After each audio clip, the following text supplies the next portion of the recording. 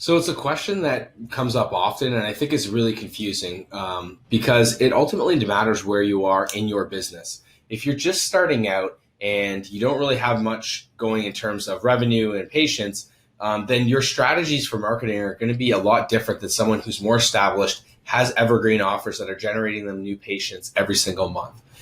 So often I think people get confused because they see what one person's doing and think if they copy it, it's going to work for them. And ultimately, it may or may not be the case. That could be because you don't have enough money to be able to make sure the campaign can work, or you don't have the skill sets yet to be able to ensure the success either. So what I do is I divide the campaigns and really just determine what strategy we're going to use with clients by looking at it this way. We've got the least expensive to the most expensive, and we've got the least skill set and most skill set. So if I draw quadrants here, essentially what's going to be the cheapest and easiest thing to do right away to get new patients and market your practice is R&R, referrals and reactivation. So we teach you referrals and reactivation in your first modules for a reason. And it's because they work very, very well, and you're going to start getting a return on investment right away. They don't require very much skill at all, and it's basically free. So referrals makes the most sense to have an automated system that brings you generally 8 to 10 or more referrals a month from from current patients, because these patients are already invested in your service. They're getting result, they're advocates for your business, and chances are they probably have one or two colleagues, friends, family members, or people they play on sports teams with, whatever it is in their network, that suffer from some sort of issue that you can help them overcome. So if you follow the reactivation and referral module, you'll be able to take a system of what we use in order to get those 8 to 10 new patients a month just from referrals, and implement it into your health practice, as well as automate it so it happens every month. You don't really need to do it. It's pretty much on autopilot.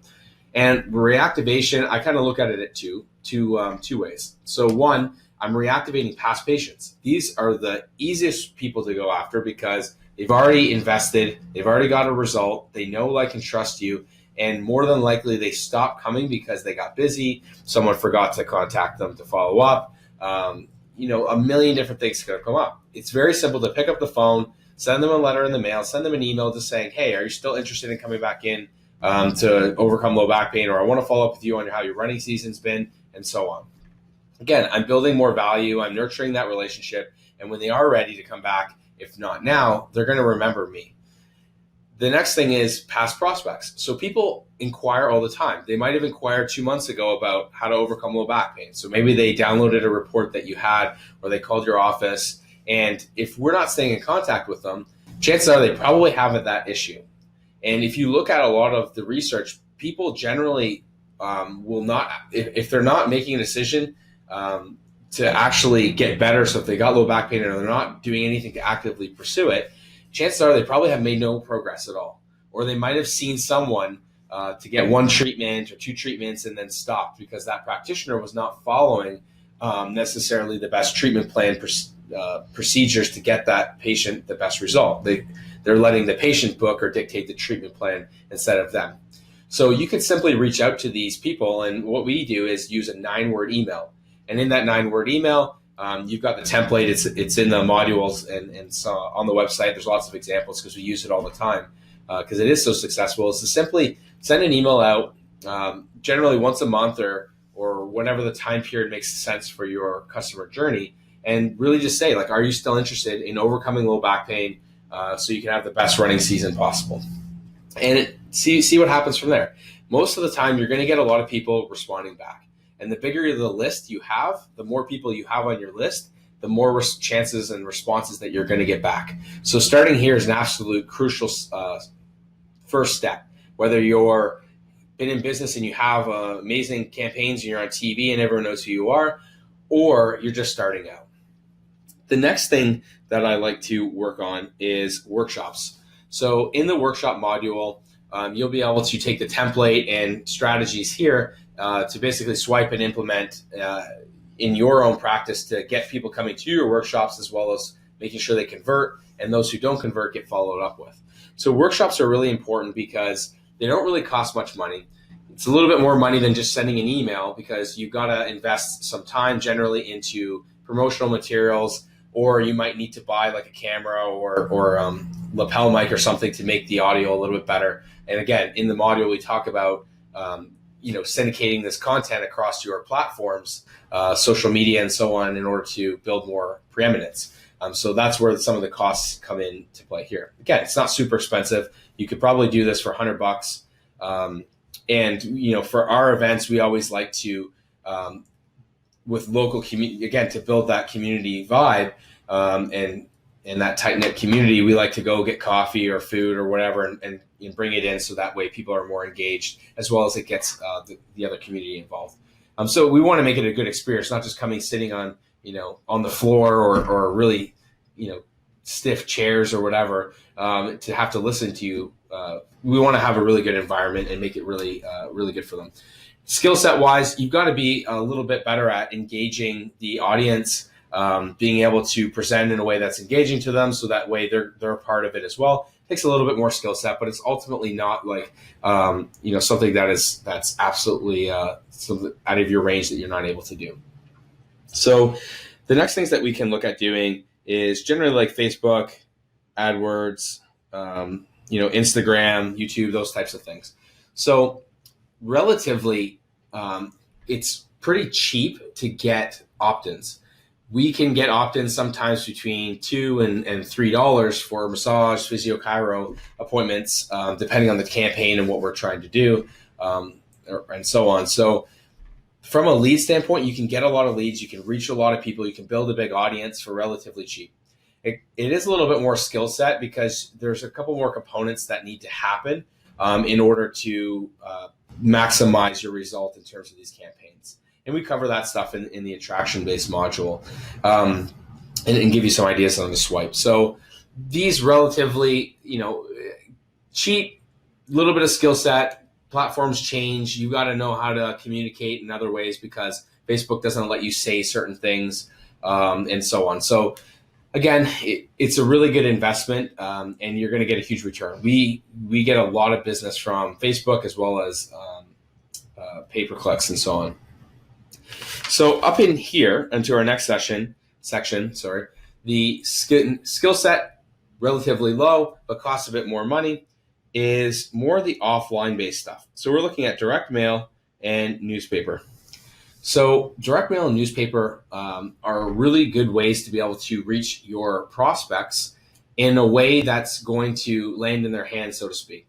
And there are some strategies that we cover in the modules for marketing and in the traction that are how to use direct mail to get an actual result, or how to use the newspaper to get a result. So for us, we use newspapers quite often. I find that the local community that we're in, they actually engage a lot with what's going on in the community. They're a little bit older population, and they actually will engage with the newspaper and will get a lot of people.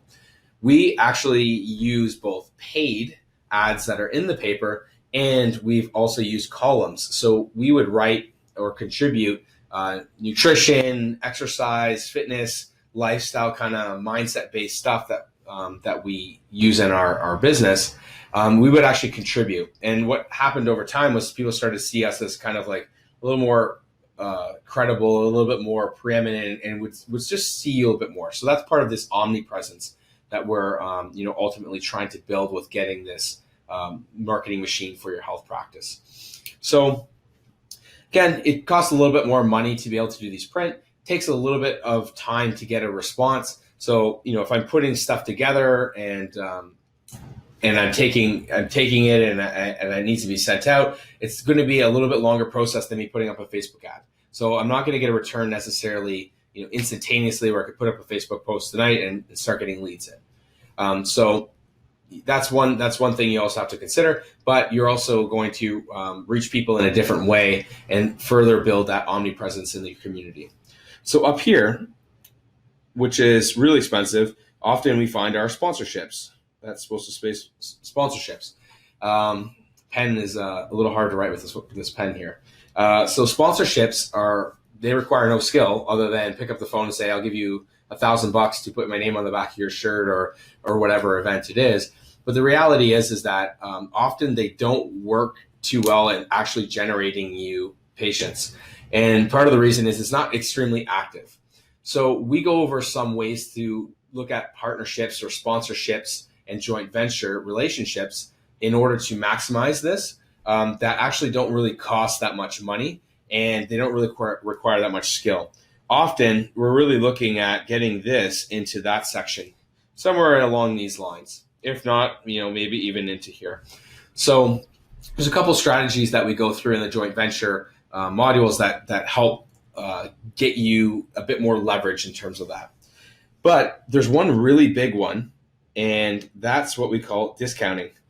And often this is the go-to for most people to get new patients is they discount service or they offer something to get these new patients in that is off of what they're regular doing. It might be time, it might be money, or so on. The reality is this is actually really expensive and doesn't necessarily guarantee that you're going to get the right patient to you. And often, if you're using services like Groupon, you're going to end up getting people who are just Groupon hopping or discount chasers, and you're not necessarily going to get good quality leads. So in my opinion, discounting often is really not an advantageous thing to do because yes, it doesn't require a skill set other than just decide what price you're going to do, but it actually costs you a lot of money to be able to do in the long term. And in my opinion and experience, you're not going to get the best quality people. So when we do discounting, I talk a little bit about it, and I always say discount based on the commitment. So if someone is committing to you for a full plan of care, they're committing to you for a year or a membership or something along those lines, it might make sense to discount more because they're committing to something, not committing to one visit or to use you for one visit and see if they're going to go from there. I don't like it in terms of that strategy. Some people do use it, but I think it's not as optimal as maximizing the other things that we're talking about here. So now we get down to the bottom section, and this is going to be the most expensive and require more and more skill set. So what we've got here is live events. And live events can be really beneficial, but only at a specific time in your business. So we would do some live events with local things that are going on in the community.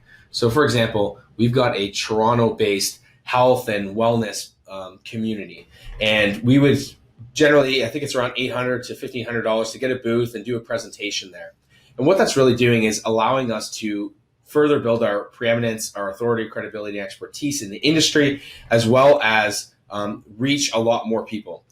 And just really be seen in the community. So from the omnipresent method, it really makes sense because you're getting a lot of benefit from being able to be at these events. But if you're just starting out, it doesn't make sense because it's more expensive, it requires more skill set, and is going to be a little bit more challenging. So, essentially it's like a workshop on steroids, because at these events, for example, we might have 250 people or more who are actually at the live event watching you, and thousands more who are coming in, and so on.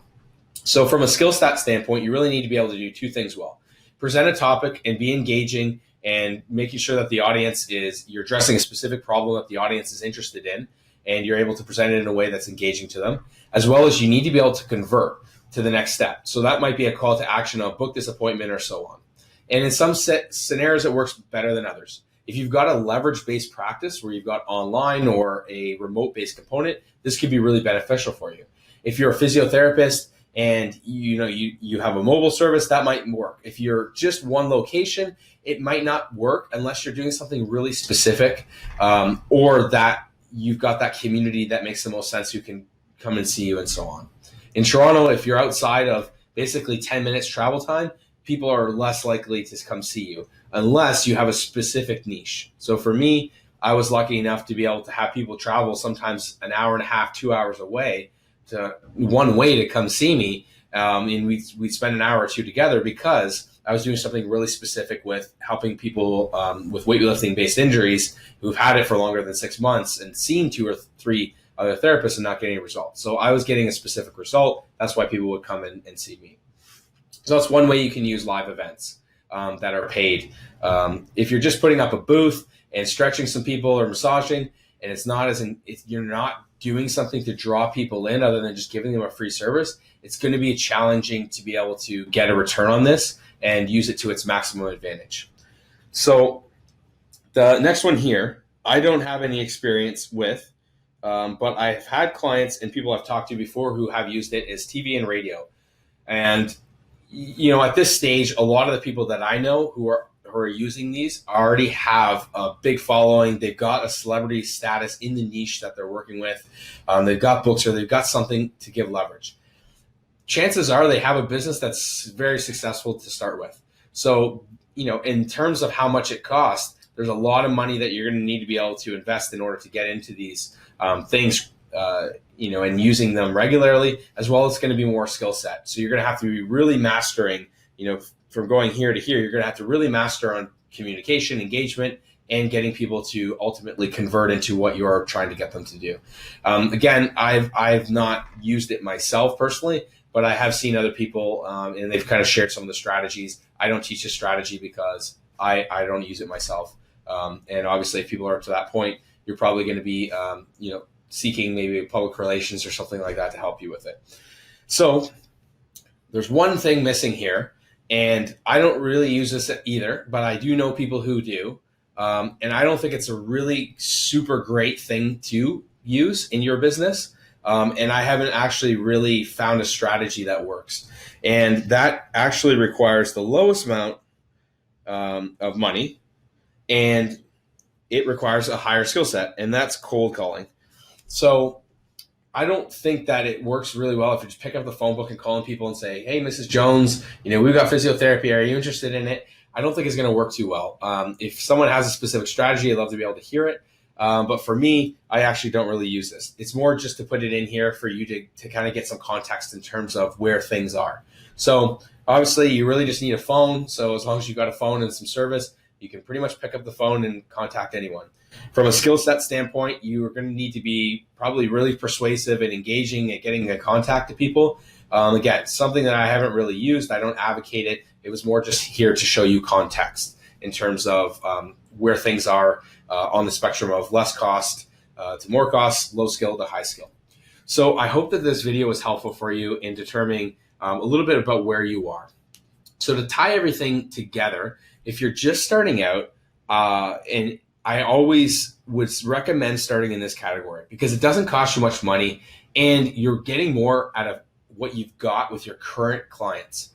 So if you're constantly looking to try to get new patients all the time, obviously the first thing we want to do is retain, but assuming our retention rate is good, we want to start incorporating referral and reactivation strategy. Super simple. You can do it today. You can start getting a return by tomorrow and ultimately take control over that and benefit from growing that way. Whether you're in business a long period of time, even if you're down here and you've got TV ads going, you could still benefit from a referral and reactivation strategy if you don't have it in place right away. The next thing is using that workshop. Again, you can organize a workshop and have it in next week. It might be a little challenging to get everyone together, but logistically, you can do this really, really quickly. So maximizing these to start is a really quick way to save money and get your campaigns and new patients and people coming to see you and building that preeminence without tons of money and a ton of skill set. The other thing that you also don't have to do here as an advantage is you're not discounting. So you don't have to give a discount when you're doing these types of things. So this is number one. Number two is I would start looking at doing Facebook, not cold calling. We'll just erase that one. Cool. Facebook, AdWords, YouTube, Instagram, whatever makes sense for your audience. If your audience is 60 plus, you're probably not going to be doing a ton on Instagram. I don't think they're going to see it as much.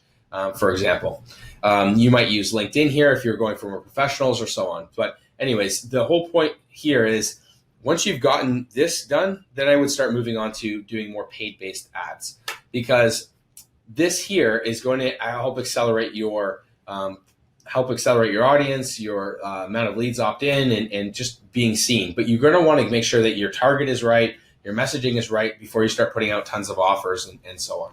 So really make sure before you move on to the next step, have a system in place. Ideally, automate that system so that it runs all the time. So if I've got referrals, so if you look at where we are now, I've got a system that's automated that happens every single month without me having to do much work for it. That for referrals, for reactivations, for workshops. Obviously someone's got to do the workshop. You can record them and do as webinars. We've done that as well. But I've got a system in place for that. Then I'm getting a system in place for Facebook. And I want to make sure that I'm getting X number of patients and leads per a certain cost before I start moving on to other things. So if you can get patients for, let's say your goal is $10 per lead. If you got a patient opt-in for $10 per lead and you could do that for 1 or 2 months and it's consistent, then I would move on to the next thing. That might be LinkedIn, that might be YouTube, AdWords, whatever it is. But make sure you're getting results and it's replicatable before you move on. Then we can start taking a look at doing something like direct mail newspaper. So if you build a bit of your base of business, it's going to be easier for you to start reaching those people. But in the example I gave earlier, if you've got people who are 60 plus or older population and you found that they respond to newspaper and direct mail, then you might start here. It really depends on who you are working with. And this is why when we work with clients and go through our strategy with setting up what their marketing plan should be, we're not just saying you should do Facebook. We're saying, okay, well, you should do Facebook maybe in month 6 once we've got these other strategies first, because we need to do newspaper first. And this is really where people get confused, because they will see an ad or they'll hear a guru say, you need to do this or you need to do X. And it's completely contextual to who you're trying to reach, who you're trying to serve, what problems you solve, what media sources they use, who do they go for information, and all the stuff that we really take a look at in terms of defining your message module and who your perfect patient is. So, anytime you hear you should be doing this type of stuff, it really does matter. I'm simply giving you some context so that you'll have some ideas to be able to take away from this and start with, ideally the easiest things and kind of going from there. And obviously we talked a little bit about this. You're going to want to be in business, have some money, have some credibility and authority, and people really know who you are before you start approaching that, in my opinion. So I really hope this video was helpful to you guys and give you a little bit of idea about where things are in terms of what media source or strategy you should be working with. I gave you a bit of my suggestions.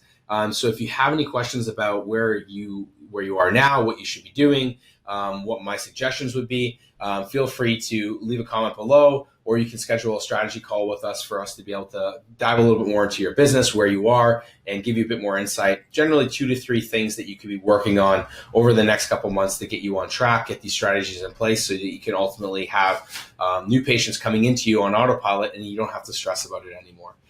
So thanks for watching the video, and let me know if you have any questions, and we'll talk to you guys soon. Thanks.